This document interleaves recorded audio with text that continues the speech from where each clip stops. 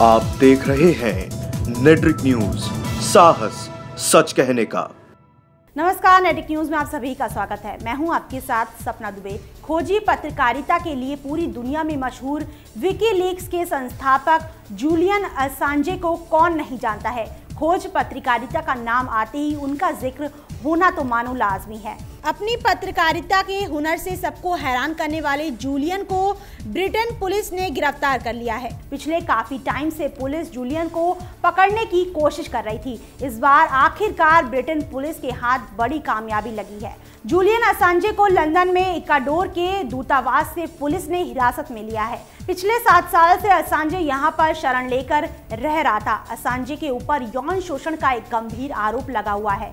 इस केस में स्वीडन में प्रत्यर्पित किए जाने से बचने के लिए असांजे दूतावास को अपना नया ठिकाना बनाकर रह रहा था। पिछले साल 12 दिसंबर को ही असांजे को इक्वाडोर की नागरिकता मिली थी।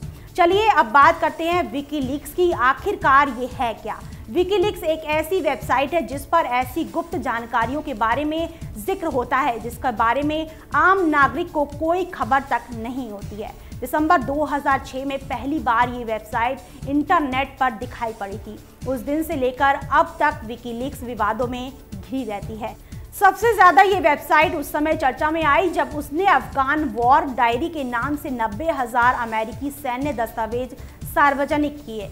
इतना ही, इस वेबसाइट का दावा है कि इसके पास ऐसे 10 लाख से ज्यादा गुप्त दस्तावेज मौजूद हैं। इसके फाउंडर असांजे उस समय सुर्खियों में आए जब उन्होंने एक दस्तावेज प्रकाशित किया था जिसे अमेरिकी सेना को धमकी के तौर पर पेश किया गया था। उस टाइम भी काफ़ी विवाद हुआ था, लेकिन बाद में अमेरिकी सेना ने इन दस्तावेजों को सही बताया था। ऐसे ही गुप्त दस्तावेजों को पब्लिक करने की वजह से वेबसाइट कई बार कानूनी विवादों में भी फंस जाती है।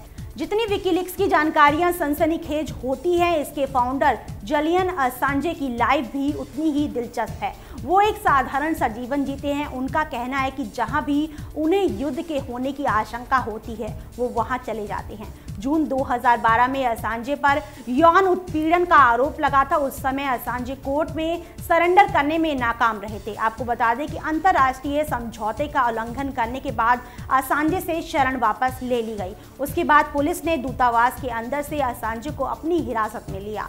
असांजे को हिरासत में लेने के बाद अब जल्द से जल्द उसे वेस्टमिनिस्टर मजिस्ट्रेट कोर्ट में पेश किया जाएगा। फिलहाल कितना ही, बाकी देश और दुनिया की बड़ी खबरों के लिए देखते रहिए हमारे चैनल नेट्रिक न्यूज़ को। साथ ही खबरों की ताज़ा अपडेट के लिए हमारे चैनल नेट्रिक न्यूज़ को सब्सक्राइब करना ना भूलें। हमारे साथ जुड़े रहने के लिए हमारे YouTube चैनल को सब्सक्राइब करें, साथ ही बेल आइकन को दबाएं। नेट्रिक न्यूज़ की खबरें सबसे पहले देखने के लिए।